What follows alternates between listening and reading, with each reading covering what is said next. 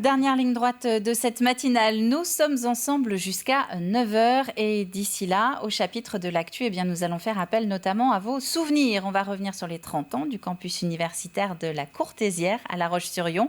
Nous parlerons également de cette belle initiative de certains agriculteurs vendéens pour soutenir la recherche contre le cancer. Ils achètent un film d'enrubanage dont une partie du prix est reversée à la recherche. Et puis on va doucement se tourner vers le week-end aussi quand même, avec notamment l'agenda des sorties en Vendée pour les 2 prochains jours. Mais avant tout ça, on va rapidement regarder la météo. Et vous le voyez, c'est ce qu'on dit depuis 7h ce matin. Il va y en avoir un petit peu pour tous les goûts aujourd'hui. D'un côté, des nuages, notamment sur le littoral ce matin, des averses également, mais aussi des éclaircies, peut-être un peu plus dans les terres.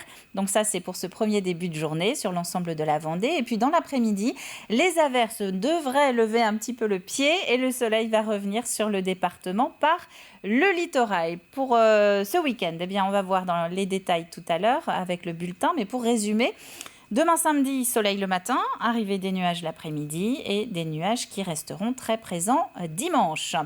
On va se tourner maintenant vers l'océan avec la fin des grandes marées de septembre. Prochain gros coefficient, ce sera les 8 octobre et 6 novembre prochains. En attendant, vous le voyez, coef 99 et 96 pour ce vendredi.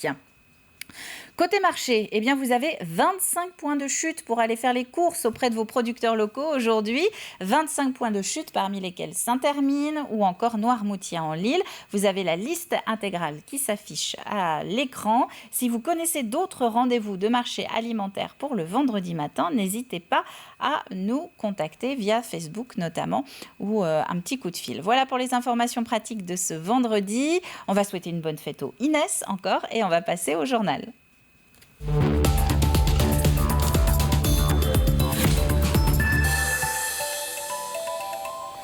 Un journal que nous allons commencer avec cette information qui nous a été confirmée ce matin. Yves Auvinet est actuellement dans le coma. L'ancien président du conseil départemental a fait une rupture d'anévrisme il y a une semaine tout juste. C'était vendredi soir, en fin de semaine dernière. Il est actuellement en service de réanimation. Yves Auvinet a 67 ans. Un anniversaire maintenant pour continuer. Le campus de la Courtésière à La Roche-sur-Yon fête ses 30 ans. 30e rentrée pour cette antenne de l'Université de Nantes qui compte actuellement 1800 étudiants et pas mal de changements évidemment depuis ses débuts en 1991. Pierre Dalicieux. Une université qui fête ses 30 ans et qui a vu au fur et à mesure des années de plus en plus d'étudiants pour en faire aujourd'hui un lieu incontournable pour les jeunes du territoire. Il y avait à peu près 4 formations, 400 étudiants. Aujourd'hui, pour vous donner un ordre de grandeur, on a 1800 étudiants et 29 formations qui sont proposées et qui vont jusqu'au bac plus 5, puisque sur le campus, on a des formations en droit, en lettres étrangères appliquées, on a l'IUT. On a l'INSPE donc, qui forme les professeurs des écoles. Et puis on a Polytech Nantes également qui est présent sur le site. Donc considérablement grandi en 30 ans. L'université de Nantes à La Roche-sur-Yon a été créée il y a 30 ans pour permettre aux jeunes Vendéens de pouvoir étudier à côté de chez eux. Mais aujourd'hui, selon les cursus, certains viennent de loin. Je suis venue en Vendée pour la formation double licence droit LEA qui est un peu quasi unique en France. Il y a très peu d'universités qui font cette formation et c'était ici. Beaucoup d'étudiants de la double licence en fait viennent d'un peu partout, de France même, parce qu'on a des étudiants qui viennent de Bordeaux, de Nancy, etc. Donc oui, moi je suis venue pareil pour ce double cursus spécialement que je trouve très intéressant et qui n'est pas disponible dans toutes les universités. Pour une ville moyenne comme La Roche-sur-Yon, avoir sa propre université est un atout. Garder ses jeunes et en attirer d'autres, c'est tout l'objectif de la municipalité pour favoriser le dynamisme. L'université est très importante pour nous, pour nos territoires, le développement de nos territoires. C'est important bien évidemment pour les jeunes et leurs familles de pouvoir avoir une université de proximité et de leur offrir un certain nombre de formations. Nous avons fait un grand saut depuis ces 6 dernières années puisqu'on a fait plus 42% d'étudiants sur La Roche-sur-Yon, ce qui montre le dynamisme. Et si l'on travaille sur ces sujets, c'est bien aussi pour l'entreprise et pour la formation de nos jeunes sur des nouveaux métiers ou des métiers récurrents. Une université à taille humaine aussi, selon beaucoup d'étudiants rencontrés, où tout le monde se connaît ou presque. L'université de Nantes à La Roche-sur-Yon a encore de belles années devant elle. Et puisqu'on parle éducation, on va s'intéresser maintenant à un service que vos enfants utilisent peut-être. Ils ont dû arriver là à 8h35. C'est le transport scolaire. Chaque année, le Conseil régional dépense 150 millions d'euros pour financer le réseau, ce qui représente à peu près 1 000 euros par élève. Et comme à chaque rentrée, l'organisation des liaisons, des dessertes, des rotations horaires ne sont pas des plus simples. Samuel Grasset.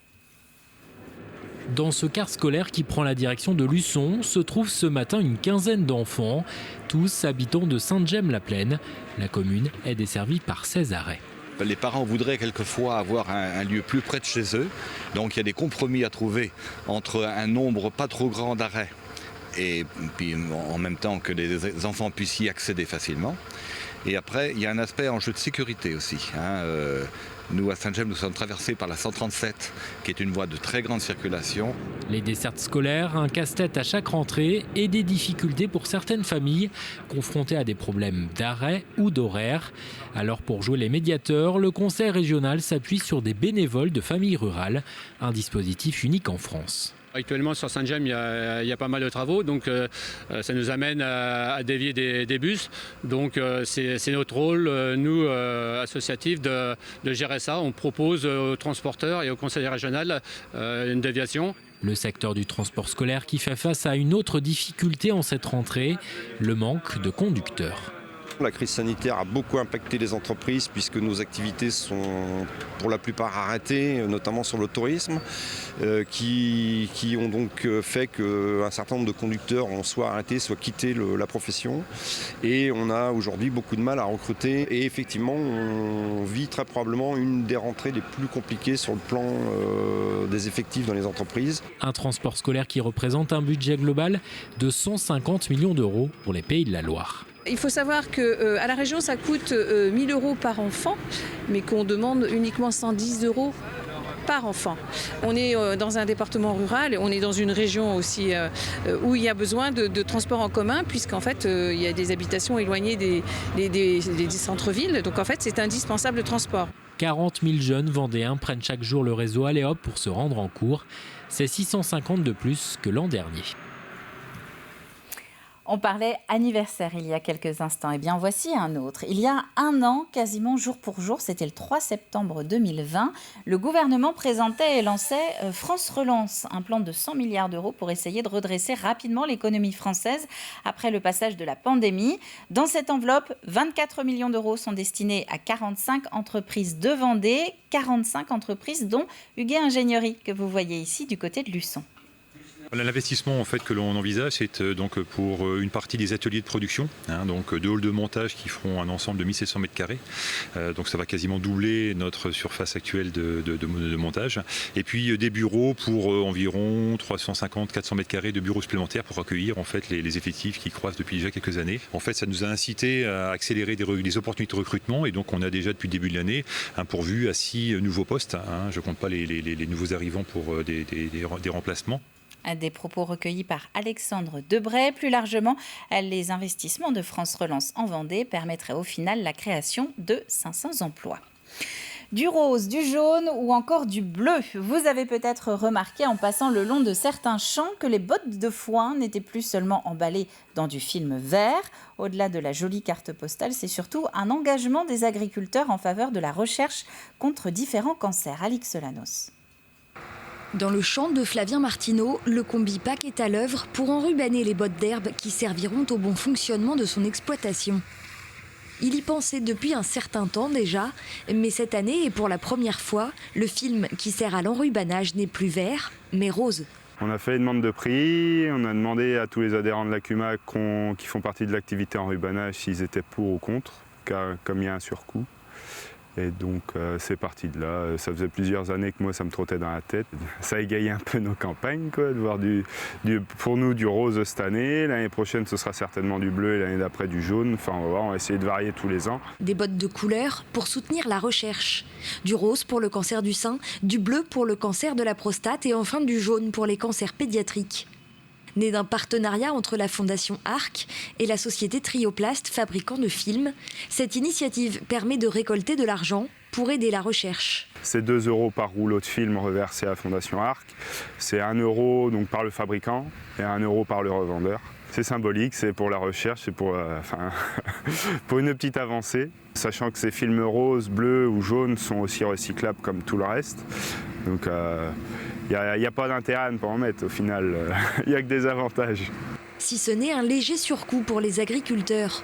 De 10,50 €, la botte passe à 10,60 € environ. 10 centimes de plus, une augmentation dérisoire pour Flavien au regard de la cause qu'elle permet de défendre. À titre personnel, quand on perd des gens, enfin des proches, et on connaît tous des personnes parties trop tôt, donc au lieu de faire des dons directs, là on fait de la communication positive. La coopérative agricole dont fait partie Flavien pense reverser une centaine d'euros cette année à la Fondation Arc et espère que l'initiative se développe un peu partout dans le département. Et nous allons prendre la direction de Fontenay-le-Comte pour terminer, où va se dérouler demain la fin de la première édition du festival OSE. OSE pour Opéra Summer Extravaganza, un rendez-vous qui mêle des grands noms internationaux du chant lyrique et des talents classiques vendéens. Le premier épisode a eu lieu fin août, c'était au Sable d'Olonne. Voici donc demain le second, un concert dans les jardins de l'usine Étoile à Fontenay-le-Comte, un établissement imaginé et créé par Georges Mathieu. J'ai trouvé le bâtiment absolument extraordinaire. Je découvre Georges Mathieu, je découvre que c'est sa seule et unique œuvre architecturale, ce qui en fait une singularité absolument extrême. Et puis quand j'ai vu ce décorum, je me suis dit pourquoi pas inviter l'opéra dans un décor qui est extrêmement différent, on va dire, des salons feutrés, des salles de concert parisiennes et autres d'ailleurs. Et puis justement aussi peut-être apporter l'art dans l'industrie, faire d'une zone industrielle le théâtre d'extravagance lyrique pour qu'on célèbre aussi l'héritage industriel et pas que, on va dire, historique. Et plus largement, pour célébrer l'héritage et notre patrimoine vendéen, n'oubliez pas qu'en fin de semaine prochaine, il y aura les Journées européennes du patrimoine. Ce sera le week-end du 18 septembre. Voilà pour les informations de ce vendredi. Nous allons passer maintenant au bulletin météo et puis nous, on va se retrouver juste après. C'est l'heure de la météo avec le chemin de fer de la Vendée, un voyage extraordinaire au rythme d'antan. Création de jardins, réalisation de vos cours et allées, terrassement, assainissement, retrouvez la météo avec Arrivée Paysagiste.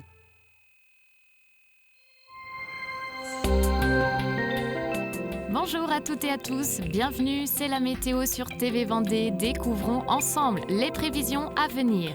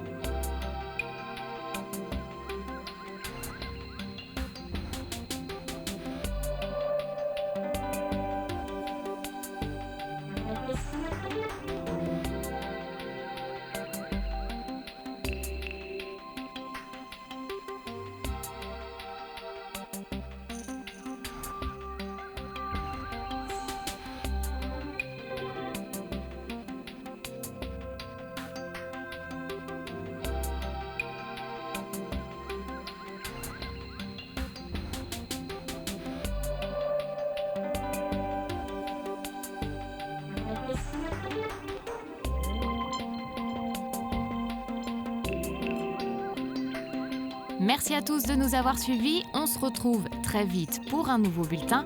Passez une belle journée sur TV Vendée.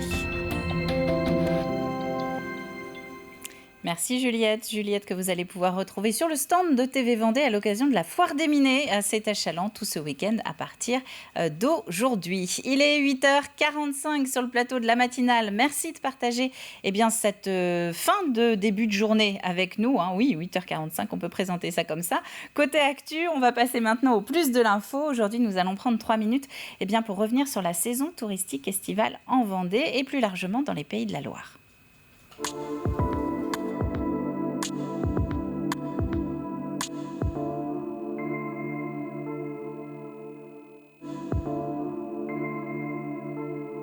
Alors à fin août, on peut dire que la saison touristique vendéenne tire bien son épingle du jeu, avec un démarrage difficile au printemps, une reprise peut-être un peu mitigée dès le mois de juillet, mais finalement, dès la fin juillet, on a constaté un rebond de l'activité touristique et un très bon mois d'août.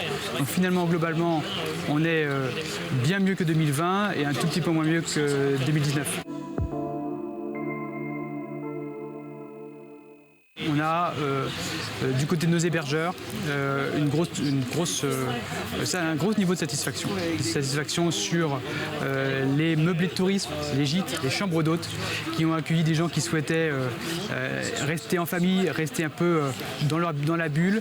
Et donc ça, on a un taux de satisfaction de ces hébergeurs-là de plus de 96%.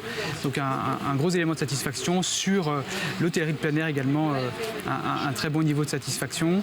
Je veux dire, s'il y a un petit bémol, c'est plutôt sur la restauration, avec les contraintes que l'on connaît. Mais globalement, malgré tout, on a plus d'un restaurateur sur 2 qui est satisfait de la saison. Donc on peut dire quand même que c'est une saison réussie pour 2021. Nous, on est très dépendant de l'économie touristique, donc une saison qui va principalement d'avril à octobre, donc la saison n'est pas terminée.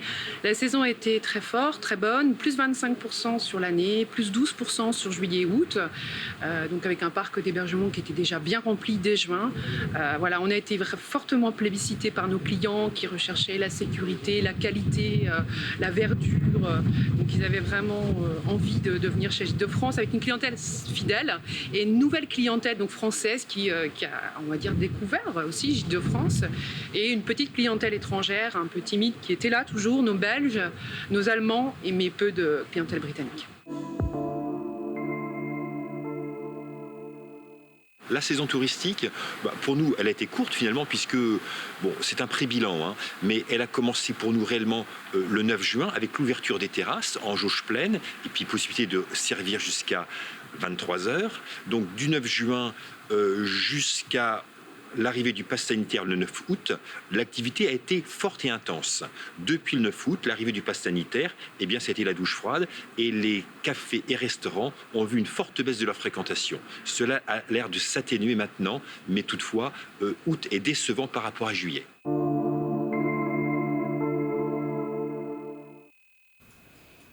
Un plus de l'info consacré au bilan touristique 2021 que vous pouvez retrouver sur tvvendée.fr, rubrique Actu.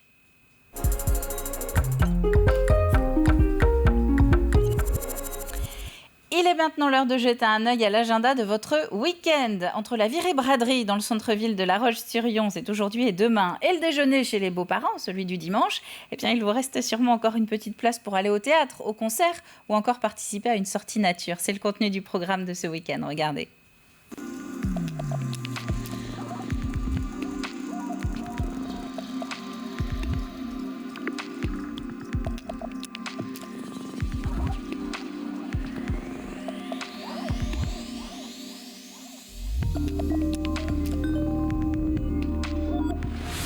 Baby, have made a man for something I might have said. Please never get past the future's right ahead.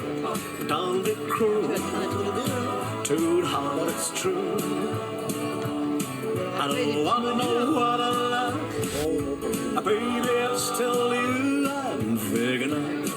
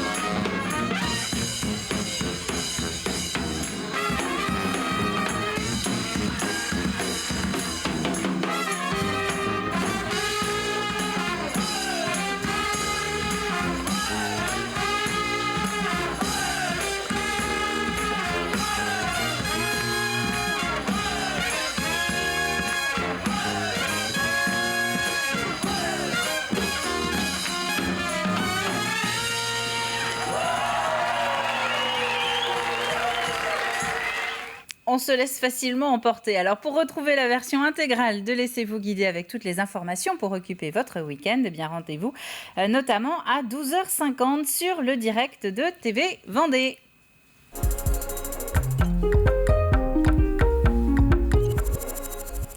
Côté programme télé toujours, eh bien dans son détour cette semaine, Hervé Leroc vous embarque à bord de sa voiture en compagnie de Jean-Pierre Morin, c'est le directeur général du Crédit Mutuel Océan. Le principe reste le même dans cette nouvelle saison. Vous partez à la rencontre et à la découverte d'une personnalité du département le temps d'un voyage. Regardez. Quand tu étais tout jeune, que tu as décidé de rentrer dans la banque, tu n'aurais pas imaginé que tu serais DG aujourd'hui? Oh non. En fait, je suis rentré dans la banque par hasard. Et en fait, je suis rentré au Crédit Mutuel Océan. Je connaissais cette entreprise, parce qu'elle faisait partie du territoire, mais sans plus. Et par relation, un ami qui me dit « Tiens, on cherche du monde, si ça t'intéresse. » Et pourquoi pas. J'avais fait des études de comptabilité et gestion. Et je suis rentré comme ça dans la banque. Et puis, en fait, j'ai découvert une entreprise avec des valeurs. Et puis, je m'y suis senti bien.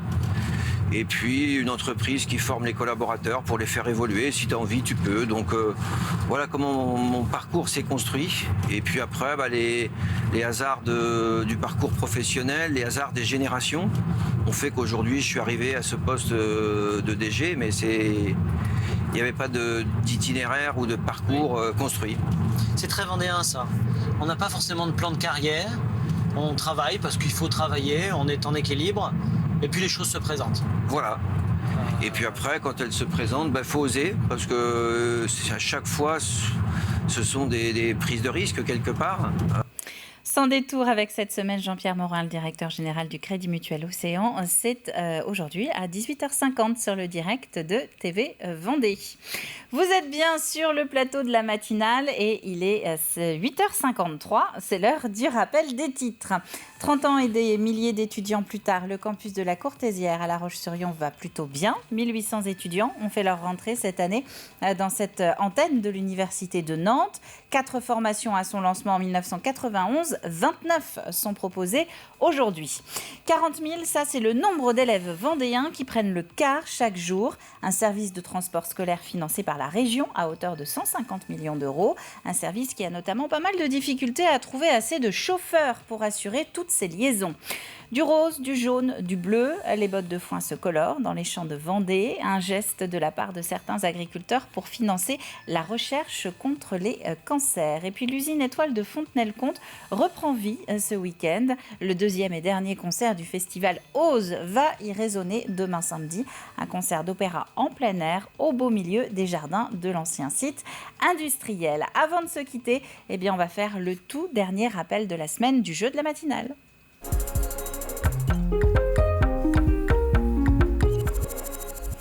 Alors, l'heure à retenir, c'est midi, puisque vous avez jusqu'à midi pour envoyer votre réponse sur tvvendée.fr. Répondre à la question de la semaine et tenter de repartir pour 2 d'entre vous avec 2 places pour le site de Nature Zoo à Mervan dans le sud Vendée. La question de la semaine, la voici pour la dernière fois. De quoi s'inspire la Golden Globe Race, dont la 2e édition s'élance donc des Sables d'Olonne dans un an?